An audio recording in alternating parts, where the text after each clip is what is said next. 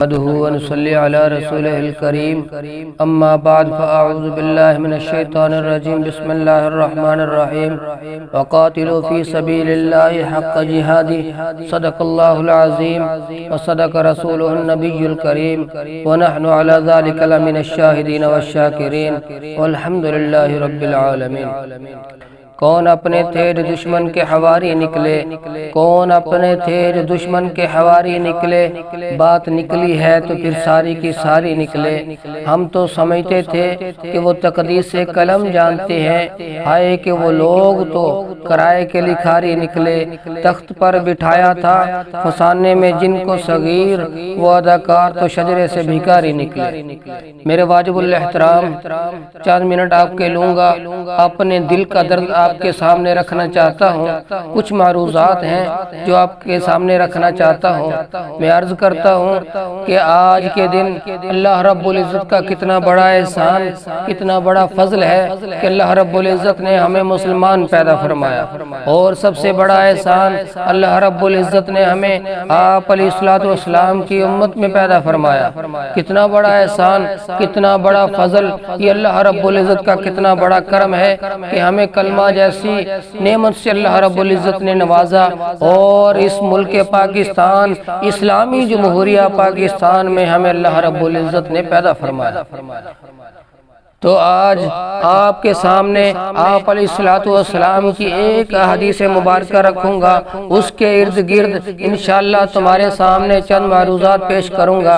آج آپ علیہ السلام کا فرمان ہے، المسلم اخو المسلم، مسلمان مسلمان کا بھائی ہے۔ مسلمان ایک جسم کی مانند ہے، اگر ایک مسلمان کی آنکھ میں تنکا چلا جاتا ہے اور اس کے پورے جسم اس کی آنکھ کی تکلیف کو محسوس کرتا ہے، اور اگر مسلمان دنیا میں کسی ایک کنارے پر بیٹھا ہے، دوسرا مسلمان دنیا کے کسی دوسری کنارے پر بیٹھا ہے، تو جب پہلے کنارے پر بیٹھا ہے اس کو کوئی تکلیف ہے، کوئی پریشانی ہے، اس پر کوئی مصیبت ہے، تو دوسرے کنارے پر بیٹھا ہوا مسلمان اس کو اس تکلیف کا احساس، اس کو وہ تکلیف محسوس ہونی چاہیے،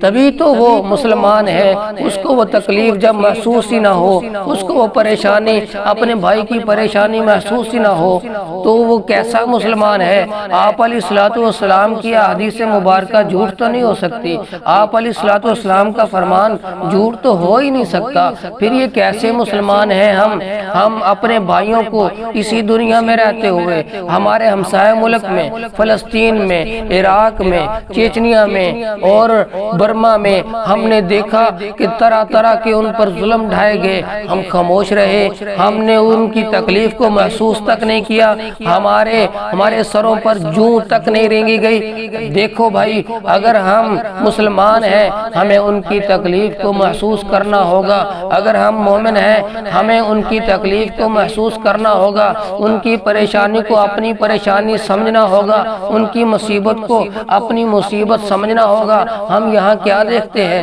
اہل حدیث بھائی اپنے ممبر اور مسجد میں بیٹھ کر اپنے مسلک کی اشاعت کے لیے، اپنے مفاد کی، اپنے مسلک کی تائید کے لیے، جو حدیثیں ان کے تائید کے لیے آئی ہے، انہوں نے اپنے مسلک کی تائید کے لیے اپنے ممبر اور محراب پر چڑھ کر لوگوں کو بتایا کہ رفع دین نماز میں کرنا ہے، آمین بالجہر نماز میں کرنی ہے، اور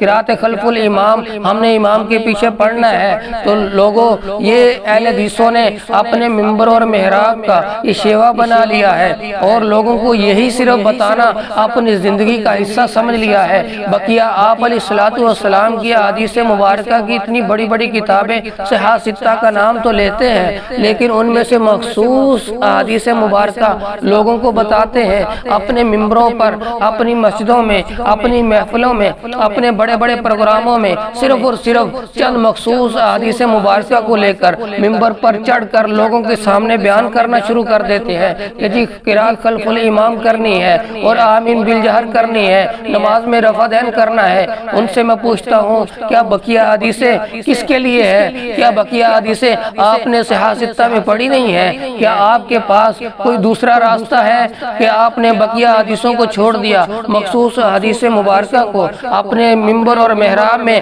آپ نے بیان کرنا شروع کر دیا؟ اور میں دیوبندی بھائیوں سے پوچھنا چاہتا ہوں کہ آپ کے پاس مخصوص حدیثیں ہیں جو آپ نے اپنے ممبر اور محراب میں بیٹھ کر لوگوں میں بیان کی، لیکن آپ علیہ الصلوۃ والسلام کی 27 جنگوں میں شرکت آپ نے لوگوں میں بیان کیوں نہیں کی؟ آپ علیہ الصلوۃ والسلام کا 27 جنگوں میں شرکت کرنا آپ نے بیان کیوں نہیں کیا؟ لوگوں کو آپ نے آپ علیہ الصلوۃ والسلام کی ساری زندگی کیوں نہیں سنائی؟ آپ علیہ الصلوۃ والسلام کے پیارے صحابہ کا جنگوں میں شریک ہونا اور شہید ہونا آپ نے کیوں لوگوں کو نہیں بتایا؟ آپ کے نہ بتانے کی وجہ سے، آپ کے نہ بتانے کی وجہ سے آج برما کا مسلمان ظلمت کی چکیوں میں پس رہا ہے۔ آپ کے نہ بتانے کی وجہ سے کشمیر میں اتنا ظلم ہوا، آپ کے نہ بتانے کی وجہ سے برما میں اتنا ظلم ہوا، چیچنیا میں اتنا ظلم ہوا، عراق میں اتنا ظلم ہوا۔ آج فلسطین دیکھیے لہو لہو ہے، بچوں کے ٹکڑے ہیں، بچوں کے چیتڑے اڑ رہے ہیں۔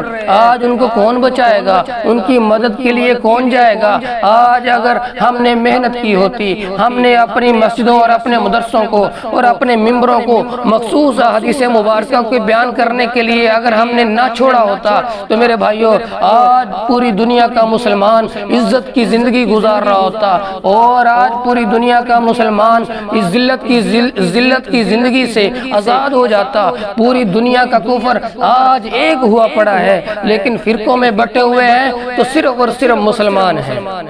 صرف اور صرف مسلمان فرقوں میں بٹے ہوئے۔ تو میں کہنا چاہتا ہوں اے دنیا کے مسلمانوں، اے ملک پاکستان کے مسلمانوں، اے حکمرانوں، اے جاگیرداروں، اے سیاستدانوں، اے کرسی کی لالچ میں مارے مارے پھرنے والے لوگوں، اے سیاستدانوں، اے جرنیلوں، اے ملک پاکستان کی پاک فوج، میں آپ سے کہنا چاہتا ہوں اگر آپ نے یہ وردیاں اس لیے پہنی ہیں کہ ہم نے ملک کا 85% بجٹ کھانا ہے، میں آپ سے پوچھنا چاہتا ہوں کہ آپ کو آپ علیہ الصلوۃ والسلام کی وہ حدیث کیوں یاد نہیں ہے؟ کیا آپ نے سکولوں اور کالجوں میں وہ حدیث مبارکہ کیوں نہیں پڑھی؟ کیا آپ علیہ الصلوۃ والسلام سے، آپ علیہ الصلوۃ والسلام کے دین سے اتنا ناواقف کیسے ہو سکتے ہیں کہ ایک مسلمان دوسرے ملک میں اس پر ظلمت کی چکیاں پسائی جا رہی ہوں، اس پر اتنا ظلم ڈھایا جا رہا ہو، لیکن یہاں پر ایٹم بم کو اپنی گود میں لے کر بیٹھے ہوئے اے میری پاک فوج، اے میرے جرنیلوں، اے میرے سپاہیوں، یہ کس لیے رکھے ہوئے ہیں؟ کیا ہم نے اپنے ٹیکس اس لیے دیے تھے کہ آپ نے ہمارے پیسوں سے جو 85% ٹیکس آپ نے کھایا ہے اور کھاتے چلے جا رہے ہیں اور مزید کھا رہے ہیں؟ میں آپ سے پوچھنا چاہتا ہوں یہ ہمارا بجٹ ہمیں واپس کر دو، ہم آپ کو یہ اپنا بجٹ معاف نہیں کریں گے۔ ہم نے کل قیامت کے دن اللہ اور اللہ کے رسول کو جواب دینا ہے۔ ہم کل قیامت کے دن حضور علیہ الصلوۃ والسلام کو کیسے منہ دکھائیں گے؟ کیا کہیں گے کہ یا رسول اللہ ہم نے 85% بجٹ پر اپنی پاک فوج تیار کی تھی، لیکن ایک دن کا ایک بات تک نہیں کر سکی۔ یا رسول اللہ ہم غلام ہیں، ہم غلام ابن غلام ہیں، ہم آپ علیہ الصلوۃ والسلام کو کیا منہ دکھائیں گے؟ میں آپ کو کہنا چاہتا ہوں اے سیاستدانوں اپنی سیاست سے باہر نکلو، اے فوجی جرنیلوں اپنی سیاست سے اپنے پیٹ پر ہاتھ پھیرنا چھوڑ دو، اپنے جاگیرداروں کو پیچھے چھوڑ دو، آؤ ایک دین پر چلنے کے لیے آؤ ایک نبی کو اپنا رہبر مانو، آؤ حضرت عمر بن خطاب رضی اللہ تعالیٰ عنہ کی زندگی کو پڑھو اور دیکھو، آؤ خالد بن ولید رضی اللہ تعالیٰ عنہ کی زندگی کو پڑھو اور دیکھو، آؤ شیخ اسامہ بن لادن کی زندگی کو پڑھو اور دیکھو اور سنو محمد بن قاسم نے کیسے زندگی گزاری تھی۔ آؤ میں آپ کو دکھاتا ہوں خالد بن ولید نے کیسے زندگی گزاری تھی، آؤ سلطان ٹیپو شہید رحمۃ اللہ علیہ نے کیسے زندگی گزاری تھی، آؤ میں آپ کو دکھاتا ہوں سلطان صلاح الدین ایوبی نے کیسے بیت المقدس کو فتح کیا تھا، آؤ میں آپ کو دکھاتا ہوں کیسے بڑے بڑے ہمارے اکابر، ہمارے اسلاف، ہمارے جرنیل، اور دیکھ لو کیسے انہوں نے اپنی زندگی گزاری، کیسے انہوں نے اپنی زندگی میں کارنامے انجام دیے۔ ایک مسلمان کی سندھ کی سرزمین پر ایک عورت مظلوم ہے، وہ پکارتی ہے اے محمد بن قاسم تو کہاں چلا گیا، مجھ پر ظلم کی چکیاں پسائی گئی، مجھ پر ظلم کے پہاڑ ڈھائے گئے، اے محمد بن قاسم تو کہاں ہے۔ محمد بن قاسم ہزاروں میل دور سفر کر کے ان کے پاس آتا ہے، اس کی مدد کے لیے آتا ہے۔ اے محمد بن قاسم کے ماننے والوں، اے محمد بن قاسم کا نام لیواؤ، اے سلطان صلاح الدین ایوبی کا نام لیواؤ، اے نور الدین زنگی کو جاننے والوں، اے اس کے قصیدے اور قصے پڑھنے والوں، بتاؤ ان مسلمانوں کی مدد کے لیے کون جائے گا، قبلہ اول کو کافروں سے چھڑانے کے لیے کون جائے گا۔ اے مسلمانوں، اے مسلمانوں، اے سیاستدانوں، اے جرنیلوں، آپ کے سامنے ہاتھ جوڑتا ہوں، آپ کے سامنے ہاتھ جوڑتا ہوں، جاگ جاؤ، ابھی وقت ہے، ابھی وقت ہے، ورنہ کل قیامت کے دن پل صراط سے گزرا نہیں جائے گا، ورنہ کل قیامت کے دن اللہ کو کیسے منہ دکھاؤ گے، آپ علیہ الصلوۃ والسلام کو کیسے منہ دکھاؤ گے۔ آخر میں آپ سے ایک شعر کہہ کر گزارش چاہتا ہوں، اجازت چاہتا ہوں، جب مصر کے ان بازاروں میں کنعان کو بیچا جاتا ہو، جب حرص ہوس کی منڈی میں ایمان کو بیچا جاتا ہو، جب صوم صلاۃ کے پردے میں قرآن کو بیچا جاتا ہو، انسان کو بیچا جاتا ہو، یزدان کو بیچا جاتا ہو، اس حال میں ہم دیوانوں سے تم کہتے ہو خاموش رہو۔ اور جس دور میں کعبہ والوں کو گرجاؤں کے نظارے بھاتے ہوں، جس دور میں کعبہ والوں کو سینماؤں کے نظارے بھاتے ہوں، جس دور میں کعبہ والوں کو،